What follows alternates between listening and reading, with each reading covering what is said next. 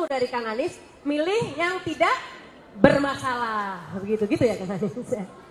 Kira-kira begitu. Mungkin tadi sudah sempat disinggung soal etika Kang Anies.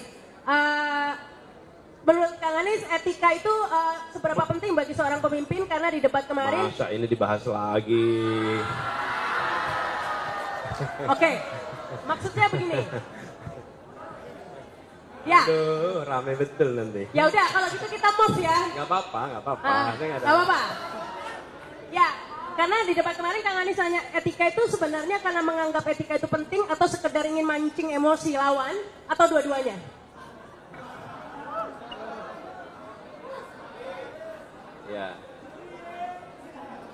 Ya, gini. Berdiri lagi ya. Jadi begini teman-teman. Kita melihat fenomena yang terjadi di bangsa kita. Apa itu? Kita menyaksikan kompromi yang dilakukan secara bertahap kepada prinsip-prinsip kode etik. Itu kita kompromi pelan-pelan gitu, dikit-dikit. Karena dikit-dikit maka tidak terasa. Jadi kita membiarkan penyimpangan itu bergerak pelan. Akhirnya kita merasa tidak menjadi masalah lagi. Nah, siapa yang harus menjadi penjaga etika? Yang menjadi penjaga etika itu semua yang pimpinan. Kalau di kampus, rektor. Rektor itulah yang menjadi penjaga utama. Ketika ada pelanggaran kode etik akademik, siapa yang harus menjaga? Rektor, Dewan Guru Besar, ini yang menjaga. Supaya integritas akademik itu terjaga. Nah, integritas nasional juga begitu. Jadi, karena itulah saya melihat ketika ada keputusan dari MK, kan ada keputusan. Kemudian sesudah itu ada MK, betul kan? Dan MK mengatakan terjadi pelanggaran kode etik berat, itu bukan tuduhan. Kita tidak menuduh, itu adalah keputusan dari MK. Jadi saya tidak menuduh, saya menyampaikan fakta. Karena itulah saya kemudian tidak bertanya tentang langkah, saya bertanya bagaimana perasaan mendengar itu. Karena kita semua yang mendengar juga merasa, waduh ini ada sesuatu yang tidak tepat.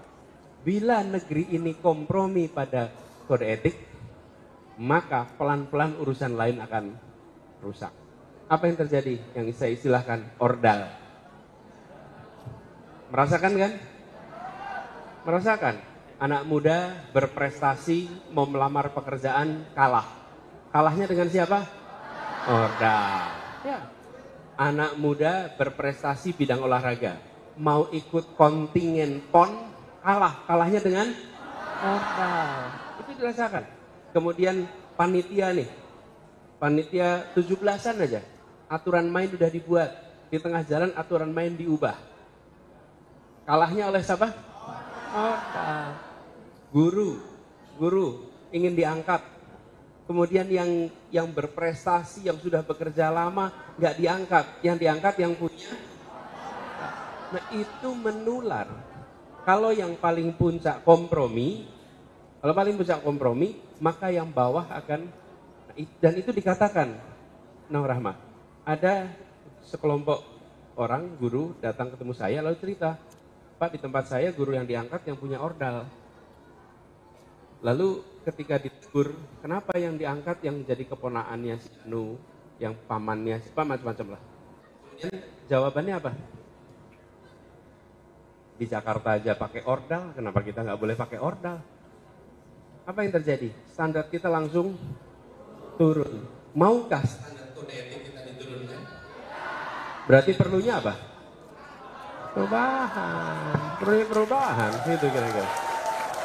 Ini terakhirnya harus segera disudahi.